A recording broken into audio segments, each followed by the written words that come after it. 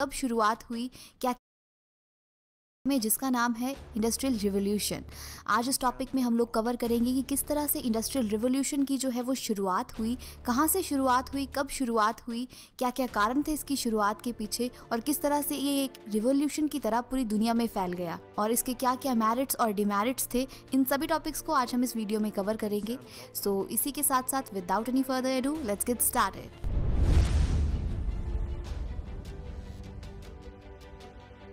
Industrial revolution यानी हिंदी में कहें तो औद्योगिक क्रांति, ये एक ऐसा शब्द है जिसने हम इंसानों की लाइफ को पूरी तरह से बदल दिया है, या फिर ये कह सकते हैं कि बहुत आसान बना दिया है। और ये सब एक 15वीं या फिर 16वीं शताब्दी के इंसान के लिए सोच पाना भी मुश्किल था। आज हम लोग अपने आसपास जितनी भी चीजें देखते हैं, महसूस करते हैं या फिर उपयोग में ला रहे हैं, वे सभी इंडस्ट्रियल रिवॉल्यूशन की ही देन है। आज हमारे पास कम्युनिकेशन करने के लिए मोबाइल फोन्स हैं, ट्रेवल करने के लिए एयरप्लेन्स हैं, कंप्यूटर सिस्टम्स हैं, यहाँ तक कि आर्टिफिशियल इंटेलिजेंस है। और अगर आज का इंसान ये सोचता है कि वो एक प्लेनेट से दूसरे प्लेनेट तक जा सकता है तो ये भी कोई मुश्किल बात नहीं है। लेकिन ये सब की शुरुआत इंडस्ट्रियल रेवोल्यूशन के बिना हो ही नहीं सकती थी। सो गाइज, लेट्स इमेजिन कि आप अपने डेली रूटीन की तरह जैसे अपने बेड पर रात को सोते हो वैसे आराम से सो गए हो और सुबह आप जैसे ही उठते हो तो आप एक बहुत ही डिफरेंट सा एक्सपीरियंस करते हो, जिसमें ना तो आपके पास अब कम्युनिकेट करने के लिए अपना मोबाइल फ़ोन है, ना ही ट्रांसपोर्ट के लिए कोई बस या फिर ट्रेन है, और ना ही आपके आसपास कोई मॉल या फिर शोरूम है जहाँ से आप अपने लिए कोई कपड़े या फिर अपने जूते कोई भी चीज़ खरीद सकते हो। सो गाइज, ज़रा सोचिए ये कितना डिफरेंट और डिफ़िकल्ट एक्सपीरियंस रहेगा। और अल्टीमेटली कहीं से आप लोगों को पता चलता है कि आप 16th सेंचुरी में पहुंच गए हो, क्योंकि उस टाइम ना तो कोई इंडस्ट्री थी, ना ही कोई मार्केट हुआ करती थी। लोग अपनी डेली रूटीन की ज़रूरतें जैसे कि कपड़े, बर्तन, ये सब चीज़ें अपने घरों पर ही बनाया करते थे। ना ही उस समय ज़्यादा ट्रेड किया जाता था क्योंकि ट्रांसपोर्टेशन ही नहीं थी। और जो थोड़ा बहुत व्यापार किया भी जाता था वो बस बड़े बड़े राजा महाराजा किन्हीं दूसरे देशों से कुछ चीज़ें, कुछ मसाले या फिर कोई कपड़ा, ये सब मंगवा लिया करते थे। लेकिन एक आम आदमी के लिए ये सब चीज़ें कर पाना बहुत ही मुश्किल था। तो फिर 1760 से लेकर 1820 तक के इस टाइम पीरियड में इंग्लैंड में ऐसा क्या हुआ कि वहाँ पर इंडस्ट्रियल रेवोल्यूशन ही हो गया। मतलब कि वहाँ पर इंडस्ट्रीज की इतनी ज़्यादा डेवलपमेंट हुई कि वहाँ की काया ही पलट हो गई। जी हाँ, इंडस्ट्रियल रेवोल्यूशन की शुरुआत इंग्लैंड से हुई थी। लेकिन सोचने वाली बात यह है कि वाई इंग्लैंड? वर्ल्ड की किसी भी और कंट्री से हो सकती थी, इंडिया से हो सकती थी, लेकिन नहीं हुई क्योंकि इसके पीछे बहुत से फैक्टर्स रिस्पॉन्सिबल थे जो कि इंग्लैंड के फेवर में थे इंडस्ट्रियल रेवोल्यूशन लाने के लिए। तो उन सभी फैक्टर्स और रीजंस के ऊपर डिस्कस करने से पहले ये बात जानते हैं कि इंडस्ट्रियल रेवोल्यूशन टर्म कहाँ से आई। इंडस्ट्रियल रेवोल्यूशन ये टर्म सबसे पहले यूरोपियन स्कॉलर्स जॉर्ज माइकलेट ने फ्रांस में और फ्रेडरिच एंगल्स ने जर्मनी में यूज़ की थी। और उन्होंने इस टर्म का यूज़ 1760 से लेकर 1820 के बीच में इंग्लैंड में जितनी भी इंडस्ट्रियल डेवलपमेंट हुई थी उसे डिस्क्राइब करने के लिए किया था। ये रिवॉल्यूशन इंग्लैंड से ज़रूर शुरू हुआ था, लेकिन देखते ही देखते ये पूरे यूरोप में फैल गया और साथ ही साथ यूएसए में भी। इस रेवोल्यूशन ने इन सभी देशों की सोसाइटी पर तो इफेक्ट डाला ही, लेकिन देखते ही देखते इसने वहाँ की इकोनॉमी को भी बिल्कुल बदल कर रख दिया और फिर पूरे विश्व की। तो चलिए बात करते हैं अभी उन सभी कारणों के बारे में जिनसे हमें ये पता चलेगा कि इंडस्ट्रियल रेवोल्यूशन की शुरुआत इंग्लैंड से ही क्यों हुई थी। बहुत से ऐसे फैक्टर्स हैं जो कि इंग्लैंड में इंडस्ट्रियल रेवोल्यूशन लाने के लिए रिस्पॉन्सिबल थे, लेकिन आज की इस वीडियो में हम लोग सिर्फ इम्पॉर्टेंट फैक्टर्स को ही कवर करने वाले हैं। तो नंबर 1 पर है इंग्लैंड की ज्योग्राफिकल कंडीशन। मैप पर देखा जाए तो इंग्लैंड कुछ इस तरह से दिखाई देता है। इट मीन्स आप लोग आसानी से ये चीज़ देख सकते हैं कि इंग्लैंड पूरी तरह से पानी से घिरा हुआ है। मतलब इंग्लैंड को अपना सामान एक्सपोर्ट या इंपोर्ट करने के लिए या फिर किसी और कंट्री से रॉ मटेरियल लाने के लिए किसी भी कंट्री से होकर गुजरने की ज़रूरत नहीं है। वह चाहे तो पूरा का पूरा ट्रेडिंग समुद्री रास्ते से कर सकता है। और ये एक बहुत बड़ा रीज़न बना इंग्लैंड में इंडस्ट्रियल रेवोल्यूशन लाने के लिए। इंडस्ट्रियल रेवोल्यूशन लाने के पीछे का एक बड़ा कारण था इंग्लैंड में होने वाली कृषि क्रांति यानी कि agricultural revolution.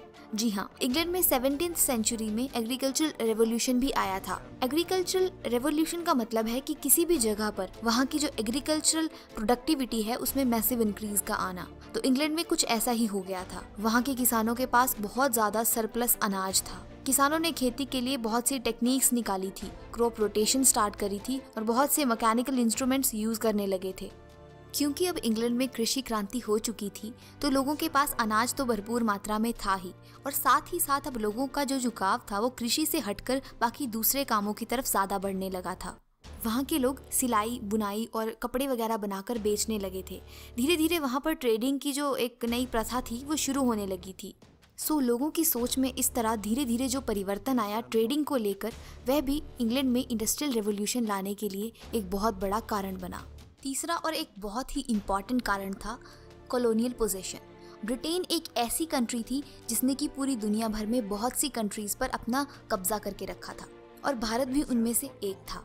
Guys we all no कि कोई भी इंडस्ट्री चलाने के लिए रॉ मटेरियल की जरूरत तो पड़ती ही है। तो ब्रिटेन क्या करता था, इन सभी कॉलोनीज से रॉ मटेरियल बहुत ही सस्ते दामों पर खरीद लेता था और बाद में अपने देश ले जाकर इंडस्ट्रीज में उनसे सामान तैयार करके पूरे विश्व में बेच देता था। इससे ब्रिटेन को बहुत ज्यादा फायदा हो रहा था क्योंकि वह बहुत सस्ते दामों पर रॉ मटेरियल खरीद रहा था और बाद में उससे सामान बनाकर वह उन्हें बहुत ही उच्च दामों पर बेच रहा था। फॉर एग्जाम्पल, इंडिया में कपास की खेती बहुत ज्यादा की जाती थी। इंडिया से कपास को बहुत कम दामों पर खरीद लिया जाता था और बाद में ब्रिटेन में टेक्सटाइल इंडस्ट्री में उसका कपड़ा तैयार करके वापस इंडिया में ही बेचा जाता था।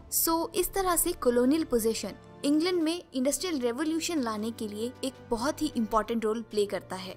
अगला और एक बहुत इंपॉर्टेंट पॉइंट है the enterprising spirit of British entrepreneurs. मतलब इंग्लैंड के लोगों में व्यापार करने की बस एक होड़ सी लग गई थी। वह लोग ज़्यादा से ज़्यादा मुनाफा कमाना चाहते थे। क्योंकि वहाँ पे कैपिटलिज्म था तो व्यापार में सरकार का ज़्यादा दखल नहीं हुआ करता था। लोग एक खुली प्रतिस्पर्धा में थे और व्यापारी ज़्यादा से ज़्यादा मुनाफा कमाने के लिए तत्पर रहते थे। हर कोई नए से नए आइडियाज़ निकालना चाहता था, नई टेक्नोलॉजी डेवलप करना चाहता था जिससे कि वे ज़्यादा से ज़्यादा प्रोडक्टिविटी को बढ़ा सके और ज़्यादा मुनाफा कमा सके। अब क्योंकि ब्रिटेन की जो पॉपुलेशन थी वो बहुत ज़्यादा नहीं थी, इसलिए वहाँ पर मजदूर कम मिलते थे और कम मजदूर होने की वजह से मजदूरी बहुत ज़्यादा देनी पड़ती थी। इसलिए वहाँ के व्यापारी चाहते थे ज़्यादा से ज़्यादा मशीनों को इन्वेंट किया जाए जिससे कि उनका काम आसानी से हो सके, और जहाँ उन्हें 10 मजदूर रखने पड़ते हैं वहाँ उनका काम एक ही मशीन से हो जाए। और इसी तरह शुरुआत हुई ब्रिटेन में होने वाली इन्वेंशंस की। ये वो समय था जब ब्रिटेन में दर्जनों आविष्कार हुए और इन सभी आविष्कारों ने मान लो इंडस्ट्रियल रेवोल्यूशन को पंख ही लगा दिए हों। तो अब हम डिस्कस करेंगे इन सभी इन्वेंशंस के बारे में जिनके बिना इंडस्ट्रियल रेवोल्यूशन हो पाना शायद नामुमकिन ही था। साइंटिफिक इन्वेंशंस इंडस्ट्रियल रेवोल्यूशन का प्राइमरी कॉज कही जाती है और इनकी शुरुआत हुई थी टेक्सटाइल इंडस्ट्री से। सबसे पहले टेक्सटाइल इंडस्ट्री में ही मैकेनाइजेशन की गई थी। इससे पहले टेक्सटाइल इंडस्ट्री में स्पिनिंग प्रोसेस को यूज किया जाता था जो कि बहुत ही स्लो प्रोसेस था। लेकिन 1733 में के ने फ्लाइंग शटल को इन्वेंट किया एंड देन 1764 में हारग्रेव्स ने स्पिनिंग जेनी को इन्वेंट किया जो कि एक ही टाइम पर 8 थ्रेड्स को स्पिन कर सकती थी। ये सब तो थी टेक्सटाइल इंडस्ट्री में होने वाली अर्ली इन्वेंशंस। अब बात करते हैं इंग्लैंड में होने वाली सबसे बड़ी इन्वेंशन की जिसका फायदा उन्हें इंडस्ट्री से लेकर ट्रांसपोर्ट हर फील्ड में हुआ। तो वो इन्वेंशन थी स्टीम इंजन की। Guys we all know about steam engine. Steam engine की इन्वेंशन जेम्स वॉट ने 1765 में की थी। अब जैसे जैसे मशीनरी की डेवलपमेंट हो रही थी उसे चलाने के लिए पावर की भी जरूरत थी, तो उसके लिए प्रैक्टिकल सोल्यूशन दिया जेम्स वॉट ने। स्टीम इंजन का सबसे पहला प्रैक्टिकल एप्लीकेशन जेम्स वॉट ने 1765 में किया था। स्टीम इंजन की इन्वेंशन ने इंडस्ट्री के साथ साथ ट्रांसपोर्ट में भी बहुत सहायता की। अगर बात की जाए वाटर ट्रांसपोर्टेशन की तो अब शिप्स में स्टीम इंजन्स का यूज किया जाने लगा था जिससे कि शिप्स की स्पीड काफी बढ़ गई थी और अब उन्हें मैनुअली भी नहीं चलाना पड़ता था। इस तरह से स्टीम इंजन ने ट्रांसपोर्टेशन में भी बहुत ज्यादा हेल्प करी थी। लेकिन रोड ट्रांसपोर्टेशन की हालत अभी भी खराब ही थी। 17th सेंचुरी तक सड़कों की हालत बहुत खस्ता थी, लेकिन 18th सेंचुरी में जॉन मैकडम ने पहली बार एक हार्ड सरफेस की सड़क तैयार की जिसमें उन्होंने टार का इस्तेमाल किया था। लेकिन ट्रांसपोर्टेशन के लिए अभी भी घुड़सवारी का ही इस्तेमाल किया जा सकता था। और अब रोल आता है कोयला और लोहे का। किसी भी इंडस्ट्री को चलाने के लिए कोयला और लोहा एक बहुत ही महत्वपूर्ण भूमिका अदा करते हैं और इंग्लैंड इस केस में भी बहुत लकी था। इंग्लैंड में कोयला और लोहा काफी अच्छी मात्रा में पाया जाता था और इजीली मिल भी जाता था, इसलिए लोगों ने धीरे धीरे लोहे को प्योरीफाई करने की टेक्निक्स खोज ली और एक बहुत ही अच्छे ग्रेड का लोहा अब नई प्रकार की मशीनरी बनाने के लिए अवेलेबल था। और धीरे धीरे लकड़ी से बनी मशीनरी अब लोहे की बनी नई मशीनरी से रिप्लेस होने लगी थी और अब लोहे का इस्तेमाल रेल बनाने में भी किया जाने लगा था। और धीरे धीरे लकड़ी की शिप्स को लोहे की शिप्स ने रिप्लेस कर दिया था। और इसी तरह लोहे की जो इंट्रोडक्शन थी उसने ट्रांसपोर्ट की कंडीशन को बहुत अधिक बेहतर कर दिया था। सो अब ट्रांसपोर्ट की कंडीशन तो ऑलमोस्ट सुधर ही गई थी, लेकिन इंडस्ट्रीज की डेवलपमेंट के लिए कम्युनिकेशन भी बहुत इंपॉर्टेंट चीज थी। पुराने समय में कम्युनिकेशन के लिए कबूतरों का इस्तेमाल किया जाता था, लेकिन 19th सेंचुरी में इलेक्ट्रिक टेलीग्राफ की खोज हुई और इलेक्ट्रिक टेलीग्राफ की इन्वेंशन फेराडे, वोल्टा, एम्पियर और फ्रैंकलिन द्वारा की गई रिसर्चेज पर बेस्ड थी। टेलीग्राफिक इंस्ट्रूमेंट्स 1845 के आते आते वाइडली इंस्टॉल्ड हो चुके थे। 1866 में अमेरिका से एक केबल अटलांटिक ओशन से होते हुए यूरोप तक लाई गई थी और 19th सेंचुरी के एंड तक पूरी दुनिया के most important commercial centres telegraphic communication से कनेक्ट हो चुके थे। और इसी के साथ साथ 1875 में यूनिवर्सल पोस्टल यूनियन को भी अडॉप्ट कर लिया गया था और इसके बाद 1876 में ग्राहम बेल ने टेलीफोन की इन्वेंशन की, जो कि कम्युनिकेशन की फील्ड में एक बहुत बड़ी खोज मानी जाती है। सो गाइज, ये सब तो थे मोस्ट इंपॉर्टेंट इन्वेंशंस जो कि उस टाइम में हुए थे और इंडस्ट्रियल रेवोल्यूशन लाने के लिए बहुत हद तक रिस्पॉन्सिबल थे। एंड आई थिंक अभी तक आप लोगों को अच्छे से समझ आ गया होगा कि इंग्लैंड में ही क्यों हुआ था इंडस्ट्रियल रेवोल्यूशन। एंड अब हम लोग बात करेंगे इंडस्ट्रियल रेवोल्यूशन के मेरिट्स और डिमेरिट्स के बारे में। सबसे पहले बात करते हैं मेरिट्स के बारे में। तो नंबर 1 पर है अर्बनाइजेशन। तो सबसे पहले बात करते हैं अर्बनाइजेशन की। इंडस्ट्रियल रेवोल्यूशन ने अर्बनाइजेशन में बहुत ज्यादा हेल्प करी। इंग्लैंड की बड़ी बड़ी सिटीज मैनचेस्टर, बर्मिंघम इस इंडस्ट्रियल रेवोल्यूशन की ही देन है। लोग काम की तलाश में अपने गाँव को छोड़कर सिटीज की तरफ आ जाते थे जहाँ पर इंडस्ट्रीज थी और उसी का नतीजा है आज ये बड़ी बड़ी cities. Point 2, large employment. Industrial revolution ने लोगों को काम दिया। एम्प्लॉयमेंट बहुत हद तक बढ़ चुकी थी। आदमियों के साथ साथ अब औरतें भी काम करने लगी थी, लेकिन इस फील्ड में औरतों और बच्चों के साथ काफी ज्यादा शोषण भी हुआ करता था। Point 3, machinery. इंडस्ट्रियल रेवोल्यूशन के समय में मशीनरी की बहुत ज्यादा इन्वेंशंस हुई, जिससे कि गुड्स की प्रोडक्टिविटी में बहुत ज्यादा इंक्रीमेंट हुआ था, जिसने कि बाद में इंग्लैंड को डेवलप होने के लिए बहुत ज्यादा हेल्प की। ये इंडस्ट्रियल रेवोल्यूशन की ही देन है कि आज इंग्लैंड और यूरोप की बहुत सारी कंट्रीज डेवलप्ड हैं। अब बात करते हैं डिमेरिट्स के बारे में। Number 1, new social problems. Industrial revolution ने बड़ी सिटीज को तो जन्म दिया था, लेकिन उसी के साथ साथ बहुत सी सोशल प्रॉब्लम्स भी क्रिएट हो गई थी। लोग काम के लिए सिटीज की तरफ भागते थे, लेकिन सिटीज में उन्हें अकोमोडेशन की प्रॉब्लम हुआ करती थी। इसी के साथ साथ हेल्थ और सफाई से रिलेटेड फैसिलिटीज भी उन्हें नहीं मिलती थी।